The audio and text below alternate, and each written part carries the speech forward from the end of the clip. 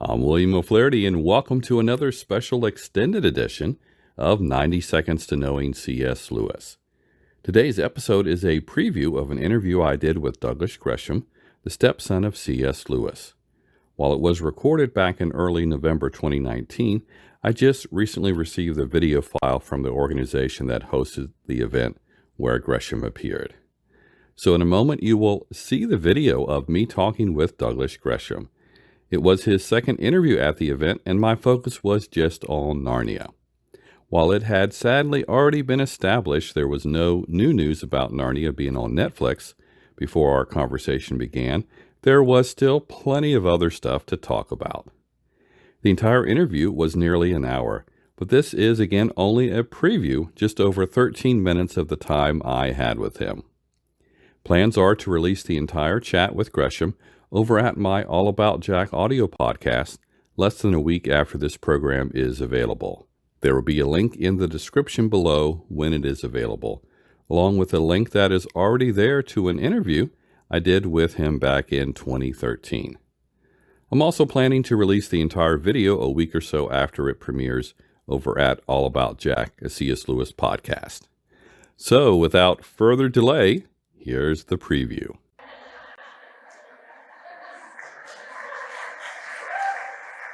Before we get into the movies, I wanted to take you back to the books themselves, since we're talking about Narnia, and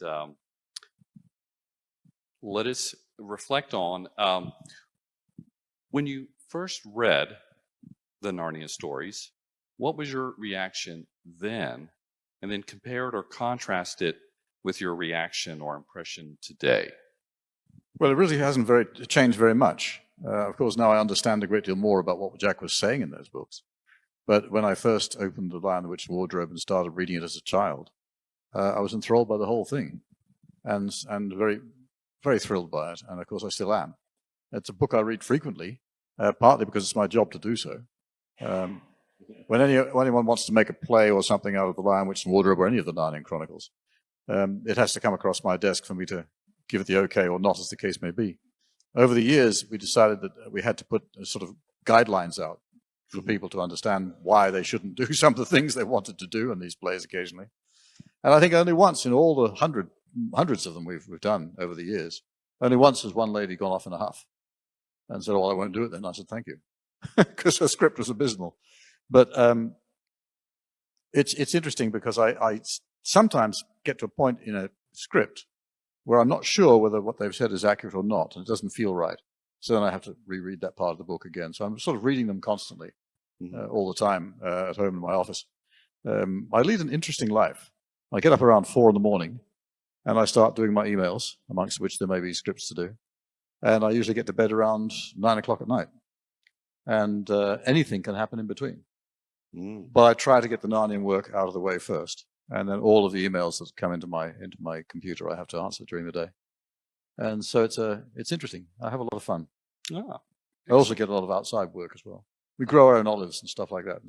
Okay. Yeah. Well, now, I think you referenced about The Horse and the Boy being dedicated to you and your brother yesterday. That was back in 1954, a few years ago. Well, what was it like to have that honor? And would that be your favorite book, or what is your favorite Narnia? I actually don't have a favorite Narnia book. It's whichever one I happen to be reading at the time someone asks. They're all so good and they're all so valuable to a person reading them that I think it's probably wrong to try and pick one out and say that's my favorite, particularly in my case because I have to reread them all the time. But I have favorite characters. Okay. Reepicheep is one of my favorite characters. Absolutely. In fact, in the filmings we've made, I've got favorite characters among the actors too. Jim McPhee, who played Tumnus, had this beautiful semi-Narnian accent until somebody called Cut and says, "Wait, did I get that right?" Because he's Scottish, But he's a very, very fine actor and a nice guy. And the girl who played Lucy is an absolute darling child. And she changed from being that sort of interesting, chubby-looking little girl to being one of the most beautiful women in the whole of Europe, in my estimation, and I'm an expert, believe me. She's a gorgeous little girl. Not that little anymore. And of course, Anna, who played Susan, is now married. And the one thing I told her years and years ago So whatever you do, don't marry an actor. And she said, why not? I said, because if he's any good at his craft, you'll never be able to tell when he's lying. But she married an actor anyway, and I think they're doing very well, I hope. So those two are two of my favorites, and of course Jim. And there are others too. I mean, the guy who played King Peter for us, he was lucky to get the job, get the task, to get the role, because he didn't do a very good audition. He was too nervous.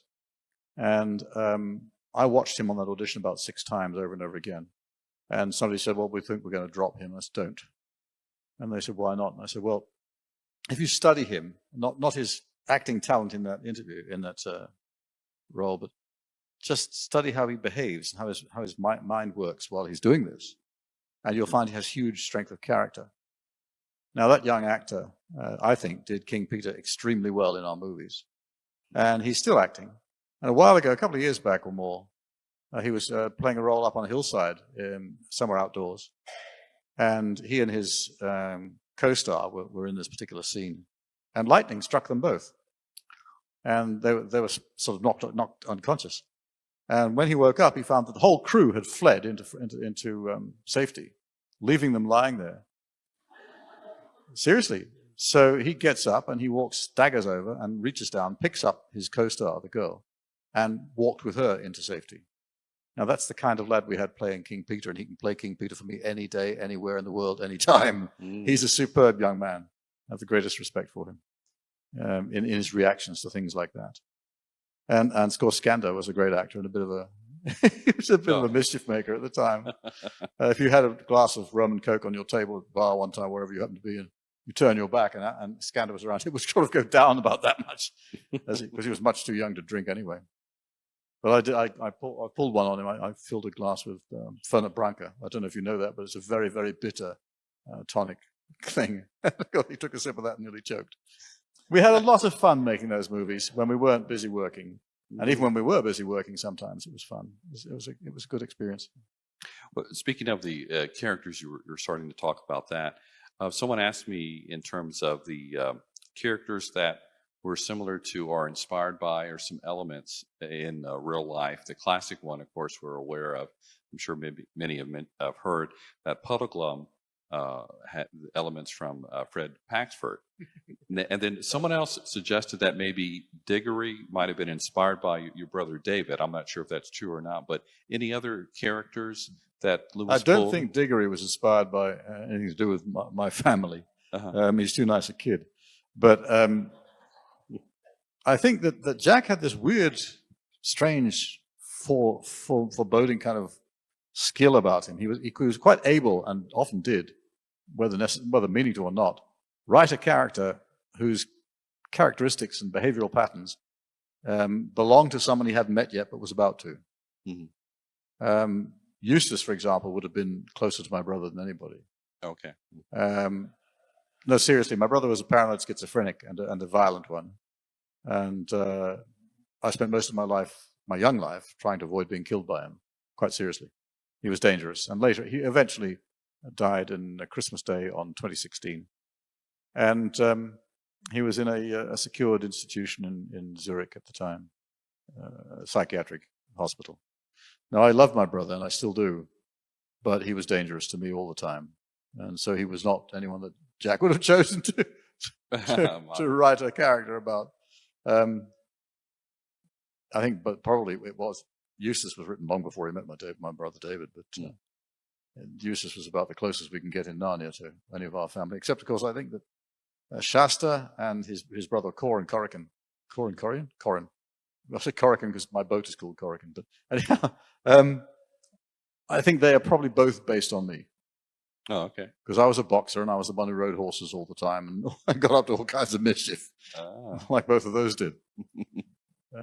So yeah, they're great characters, and I'm very glad the book is dedicated to myself and my brother, and I'm very glad to think that I can see myself in both of those characters. Mm-hmm. One last question for myself, and before we go on, Fred Paxford you mentioned. Okay, yes. Puddleglum. I should tell you that Puddleglum is not just based on Fred Paxford, he is Fred Paxford. Fred was our gardener, and he turned out to be a stalwart man for me. He was a great help to me in many, many ways. And I loved him as much as I loved Jack and Warnie. And of course, he's dead now as well, but he was a wonderful man. But he did have this uncanny and kind of slightly weird habit of always suggesting that the very worst was going to happen in order to stop it from happening, because he really believed that the good things were going to happen instead. Mm-hmm. It was like, if you said, "Good morning, Fred," he was likely to say, might be all right now, but it'll hail or rain or snow later on. You wait and see, you know. This is the middle of the summer, you know.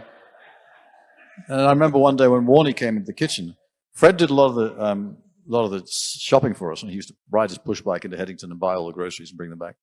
And he used to buy 1/4 pound of sugar for a household of about 5 or 6 people. One day, Warnie just sort of lost it a bit. He said, "Fred, why do you keep buying such a small quantity of sugar? You know we need far more than that." Fred looked him up and down and said, Major, but what would happen if the world come to an end? Where would we be with 4 or 5 pounds of sugar on our hands? You know. But he was a wonderful man, and I'll remember till I die. The day after my mother's funeral, the day of my mother's funeral, I'd just come back from it, and I wanted to be away from the house and the people in it, so I walked away across the drive, and there used to be a lovely weeping willow in the grounds just past the drive, past the hedge, and behind that was the brick shed and so forth, and there was a lovely fence just facing up to what used to once be a tennis court. And I was leaning on the fence and just crying my eyes out, which is, I suppose, quite normal for a 14-year-old child who's just lost his mother. And all of a sudden, this massive arm laid down across my shoulders, and I looked up, and it was Fred. And he said, "Don't cry, son. It'll be all right in the end. You'll see." And there were tears running down his cheeks. He was an amazing guy, and I miss him to this day. Puddleglum. Puddleglum, yes. Well, I do have several movie questions, but I had one more book question in terms of transitions and such. But what was it like then, since you read the books as they came out? What was that experience like? Any reflections, excitement? It's very difficult to think back to when I was 8 years old. I mean, I'm 74 in a couple of days' time, as you probably know. But yes, I had read lots and lots of children's books, because I was a bookworm from as early as I can remember. And actually, I went to a school once, and the only good thing in the whole school was the library. And they had about 150, 200 books there. I read about half of them and thought the rest weren't worth it, and wondered what I should do next. So I read the Encyclopedia Britannica, which they had there, twice, from end to end. And some of that stuff stuck in my brain when we were making The Voyage of the Dawn Treader. I was just watching some screens, camera screens. I have all the cameras on different screens, so you can watch what's happening in each camera. And our line producer, a very, very nice guy, came into the tent behind me with his young lady, a very lovely girl. And they stood there watching me for a few minutes. And then all of a sudden, out of the blue, Philip said, "Doug, how many species of tuna are there?" I said, "Well, there used to be 8, but now there are 7 because one's become extinct." And he turned to his girlfriend and said, "See, I told you." Sorry, what were we talking about? I forgot. The experience of the books right. as they came out when you were young. Yes. The greatest thing about the books is I knew there were going to be more. When you're reading The Lion, the Witch, and the Wardrobe, and coming toward the end of it, you think, well, this is going to finish. It doesn't, because there's another book coming. And I was just completely wrapped in them and read every one as they came out. And I still enjoy them enormously. I must have read them probably 50, 60 times each. But the experience of coming across this whole atmosphere, the atmospheric feel of England, which resonates, or Ireland, probably Northern Ireland, resonates through the books, was fascinating, absolutely amazing. The fact that it took you somewhere else, and it took you to somewhere beautiful, which had problems the same way as our own world does. At that time, I was living in upstate New York, which is a lovely, lovely part of the world. And I could imagine that where we were was part of Narnia. Then later, when I lived at the kilns, the wood up in the lake up behind the kilns became my personal private Narnia. But the books they changed my life, and I think they've probably changed the lives of everybody who reads them. For the better, I hasten to add. Oh, yes. Now, we won't dwell too much.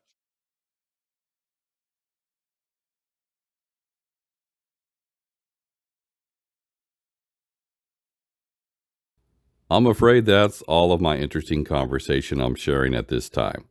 I hope you've enjoyed this sneak peek in the form of an extended edition of 90 Seconds to Knowing C.S. Lewis.